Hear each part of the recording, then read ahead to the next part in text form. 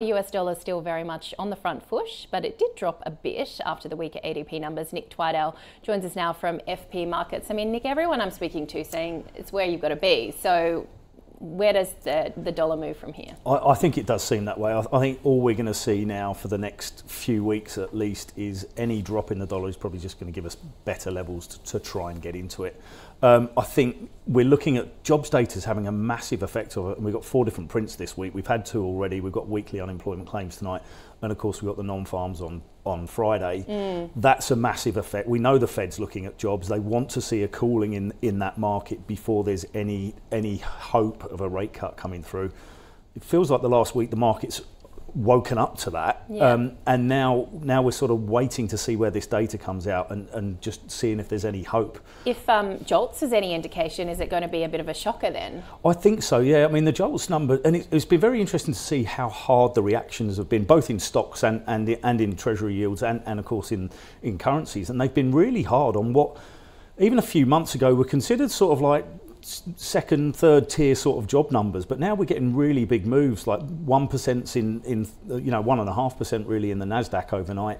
I think this could be a massive non-farms one if it comes out significantly away from that expectation. So I think we will see that continuation of the trend now. My inkling is that we're going to see strong numbers again, and it's going to give that cause that that reason that the Fed stays higher for longer, and maybe there's even one more hike from them. Yeah, okay, so dollar still very much in play, but we've been looking very closely at the yen cross rate as well, and whether or not there was any intervention. Suzuki yesterday kind of not saying yes but not saying no. Yeah, I think, speaking to a lot of the guys that are in the market, I think they would have checked rates, and because that was a massive reaction.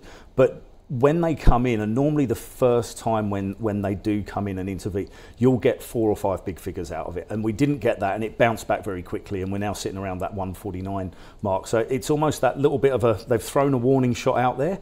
If we get back around 150 again, there's massive option barriers up there.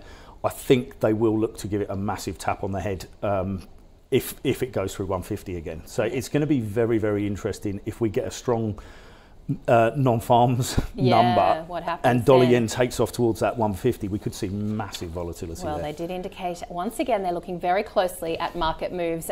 Let's talk about the Aussie. What have we got now? Around 63.2. So US dollar strength means dollar weakness for us. What does that mean, though, in terms of whether we test these 60 US cent level marks? I think if we see the trends continuing that we've seen pick up, especially even over the last week or so, and you were just talking about metals, we've got gold's had a really big move over the last week or so, and as you said, copper's at 4-month lows. That will put further pressure on the Aussie. We're seeing the dollar going higher. I think there's a lot of good reasons for the Aussie to move down, break into fresh space, and maybe get back down to that 60 cents level. Okay, we're looking as well at what we're seeing in the Eurozone. So retail sales falling. We've just got these really concerning moves about the overall Eurozone economy, Germany in particular.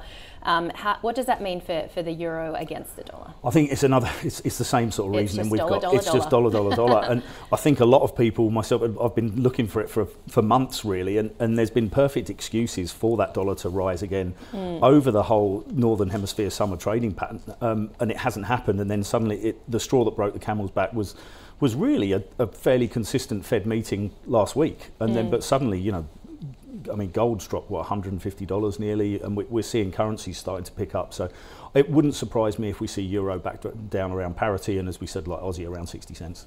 Is there any EM currency on your radar? I mean, we know very low liquidity with China closed this week in terms of what you're seeing with yuan and no fix, but anything else on your radar? I think, no, mainly, certainly I'm always looking at the Aussie because we're over here. We're always looking at the yuan. It's a bit of a weird week. We've got massive data out the US, but we've got Golden Week in China. So I think next week, traders will be coming in on Monday and Tuesday, looking very closely at the yuan rate and seeing if there's any big readjustments, especially looking forward to this Friday number if we see some big moves. But certainly, I think in line with the dollar story, EM's going to be on the back foot. So looking across the whole sector, I think you'd be looking for levels to once again get into long dollar positions. There was some interesting commentary yesterday that because our dollar is so low, then maybe that forces Michelle Bullock's hand. Do you kind of buy into that narrative? I don't think so too much. We've not seen huge excessive moves in the Aussie, and I don't think it's forcing her too much, but it's going to be very interesting. She could be in for a tough time of it in the, you know, once she's come in. So it was a relatively easy meeting for her this week. I think you know, we're all looking forward to Melbourne Cup, but that 2:30 is going to be very interesting for currency traders. Yeah, exactly, that Melbourne Cup surprise potentially. Okay, so that's kind of the next move in terms of the radar for us, and we know we've got that quarterly CPI print coming through later this month too.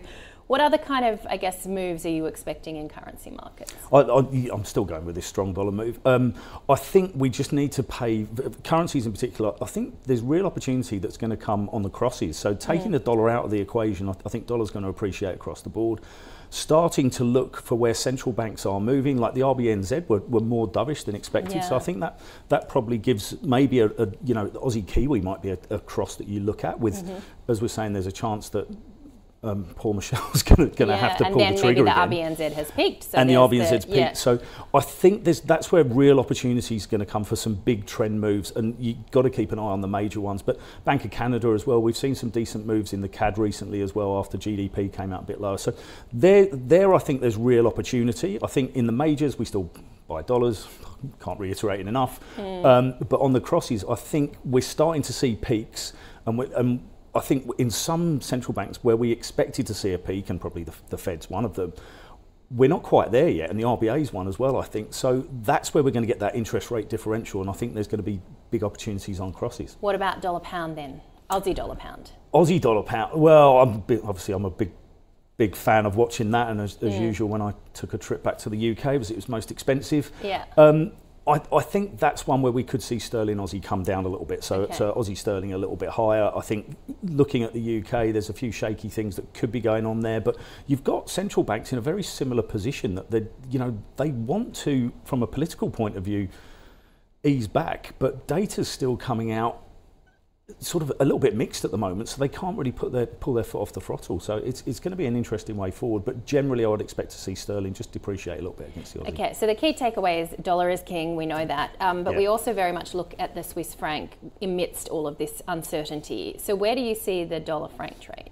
So I think that's been very interesting as well, because the SMBs kept their interest rates relatively low against the rest of the developed world. So it's been an interesting play where you've seen the dollar Swiss become very attractive from a swap perspective and from a carry trade perspective. So I think keeping an eye on that, looking at how they're going, the Swiss seem to be all right. So I think there's still going to be more reasons to look at that dollar Swiss, and it's the dollar play again, but with Swiss rates still reasonably low, I think that's something you might get a little bit more out of than you would against some of the other majors. So I think selling Swiss still makes a lot of sense, especially against the dollar and maybe even against the euro as well.